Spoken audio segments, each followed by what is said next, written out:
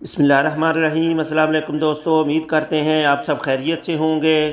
دوستو، آج کی اس ویڈیو میں ہم آپ کو فلسطین میں اسرائیلی جارحیت اور حماس کے درمیان تازہ ترین صورتحال پر آپ کو آگاہ کریں گے، جو کہ دل دہلا دینے والی خبروں پر مبنی ہے۔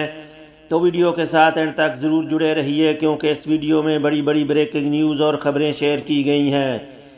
ناظرین، یمن کے حوثی فوجی ترجمان نے بیان جاری کیا ہے کہ ہم نے بحرۂ احمر یعنی ریڈ سی میں ایک MSC یونائٹڈ تجارتی جہاز پر میزائلوں سے حملہ کیا ہے، جبکہ ہم نے اس جہاز کو 3 بار وارننگ بھی جاری کی تھی۔ اسرائیلی ریزرو کے میجر جنرل یتزاک برک نے بہت ہی چونکا دینے والا بیان جاری کیا ہے۔ ناظرین، اس کا کہنا ہے کہ ہماری افواج کے ہاتھوں زمین پر مارے جانے والے حماس کے ارکان کی تعداد میڈیا میں رپورٹ ہونے والی رپورٹوں سے بہت ہی کم ہے۔ ہمارے زیادہ تر ہلاک اور زخمی ہونے والے فوجی حماس کے دھماکہ خیز آلات اور ٹینک شکن میزائلوں کی زد میں آئے ہیں۔ اس سے پہلے کہ ہم اپنے مقاصد کے حصول اور فتح کے جو خواب سجائے ہیں، یہ انتہائی نقصان دہ ثابت ہو سکتے ہیں۔ حماس کی سرنگوں کو تباہ کرنے میں کئی سال لگیں گے اور اسرائیل کو اس کی بہت سی اموات کا سامنا کرنا پڑے گا۔ ناظرین، غزہ کی پٹی میں لڑنے والے افسران نے کہا کہ حماس کو دوبارہ منظم کرنے سے روکنا ناممکن ہے۔ اور ناظرین، ایران کی طرف سے ایک خبر شیئر کرتے ہیں کہ کیا ایران اپنے جنرل کے قتل کا اسرائیل سے بدلہ لینے کی جرأت کرے گا؟ تو جی ہاں، بالکل۔ ایران پہلے ہی اسرائیل کو بہت زیادہ نقصان پہنچا رہا ہے، جو کہ حزب اللہ حوثی مکمل طور پر مسلح ہیں اور انہیں ایران کی حمایت حاصل ہے۔ حماس میں ہتھیاروں، انٹیلیجنس اور انجینئرنگ کے ساتھ فرنٹ لائن پر جنگ لڑ رہا ہے۔ ناظرین، ایران بہت صبر سے کام لے رہا ہے۔ اسرائیل پہلے ہی فوجی اہلکاروں، ساز و سامان اور معاشی طور پر باہری نقصان اٹھا رہا ہے۔ ایران کے لیے اسرائیل تو ایک چھوٹی مچھلی ہے۔ ایران کے لیے سب سے بڑا خطرہ امریکہ ہے، وہیں ان کی اصل توجہ ہے۔ حتیٰ کہ غزہ پر تمام بمباری امریکہ کے فراہم کردہ بموں اور میزائلوں سے ہوتی ہے۔ جنگ کے آغاز سے اب تک 230 کارگو طیارے اور 30 امریکی ٹرانسپورٹ بحری جہاز ہتھیار اور گولہ بارود لے کر اسرائیل پہنچ چکے ہیں۔ اگر اسرائیل کو یہ ہتھیار امریکہ سے نہ ملتے تو غزہ میں نسل کشی کی داستان بہت پہلے ہی ختم ہو چکی ہوتی۔ ناظرین، مصر نے اسرائیل کو ڈرون حملوں سے بچایا ہے۔ مصری فضائیہ دفاع نے مصری دھاب بیچ کے قریب ڈرون کو روکا، جو کہ اسرائیل کے مقبوضہ شہر ایلات کی طرف جا رہے تھے، جبکہ یہ ڈرون یمن کے حوثیوں نے داغے تھے۔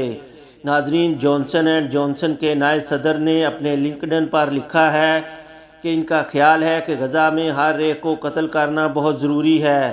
تو ناظرین، اس کے نتیجے میں انسانی حقوق کے کئی گروپوں نے جانسن اینڈ جانسن کے بائیکاٹ کا مطالبہ کیا ہے۔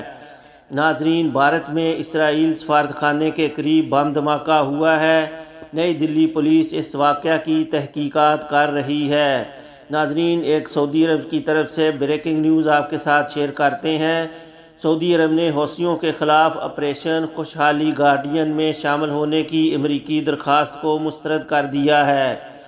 اور ناظرین، اسرائیل کے سابق چیف آف سٹاف ڈین ہالوٹز نے کہا ہے کہ ہم حماس کے خلاف جنگ ہار گئے ہیں اور ہماری فتح نیتن یاہو کو ختم کرنے میں ہوگی۔ اسرائیل نے 24 گھنٹوں کے درمیان غزہ میں 750 فلسطینیوں کو شہید اور زخمی کیا ہے۔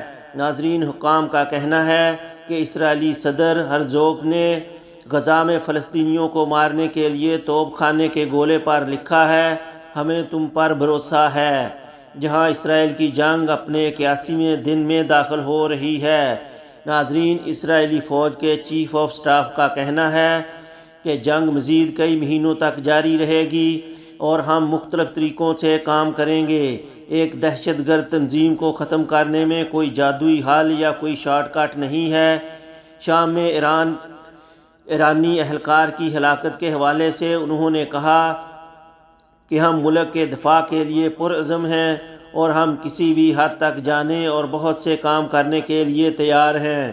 ناظرین، جنوبی کوریا کے باشندوں نے فلسطین کی حمایت میں ایک مارچ کا اہتمام کیا، جو کہ اسرائیلی سفارت خانے کے سامنے پہنچ گئے۔ ناظرین، لندن میں اکیلے ایک 87 سالہ خاتون غزہ کے ساتھ اظہار یکجہتی کے لیے ہر صبح ایک ہی وقت میں میکڈونلڈ کے سامنے احتجاج کا اہتمام کرتی ہے۔ ناظرین، داور ویب سائٹ نے ٹویٹر کے بتایا کہ اسرائیلی فوج میں ریزرو فوجیوں کی شکایات موصول ہوئی ہیں۔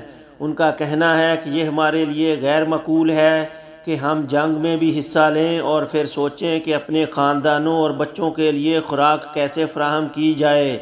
ہمارے مفادات تباہ ہو گئے ہیں اور ہماری مالی حالت تباہ کن ہو گئی ہے۔ ہمارا حکومت پر سے اعتماد ختم ہو گیا ہے۔ ناظرین، حماس تحریک میں قیدیوں اور شہداء کے دفتر کے عہدیدار ظاہر جبرین نے واضح پیغام دیا ہے کہ ہمارے لوگوں کے خلاف جارحیت کے مکمل خاتمے سے پہلے جنگ بندی کی کوئی بات نہیں ہوگی۔ یہاں وہاں جنگ بندی کی باتیں کرنے کا کوئی فائدہ نہیں، اور یہ بات ظاہر کرنے کی کوشش کی جا رہی ہے کہ فلسطینی قیدیوں کی فہرستوں کی تیاری کی جا رہی ہے جن کے بدلے اسرائیلی یرغمالیوں کی رہائی ہوگی۔ ایسی خبروں میں کوئی صداقت نہیں۔ اس قسم کی کوئی بھی بات اگر ہوگی تو صرف پہلے اسرائیلی جارحیت ختم ہوگی، اس کے بعد ایسی کوئی بھی بات ہوگی۔ ناظرین، اسرائیل نے لبنان کے گاؤں بنت جبیل پر پھر سے حملہ کیا ہے۔ اور ناظرین، عراق میں الاسد ایئر بیس کے قریب ایک بار پھر بڑے دھماکے سنے گئے ہیں جس میں امریکی فوجی موجود ہیں۔ عراق میں امریکہ اور دولت اسلامیہ کے درمیان ایک بار پھر جنگ بڑھ رہی ہے۔ ناظرین، اسرائیلی وزیر دفاع کا کہنا ہے کہ ہم پر 7 اطراف سے حملے ہو رہے ہیں اور ہم صرف 6 اطراف سے ان کا جواب دے سکتے ہیں۔ جن 7 اطراف سے حملے ہو رہے ہیں ان میں غزہ، مغربی کنارے، لبنان، شام، عراق، یمن اور ایران شامل ہیں۔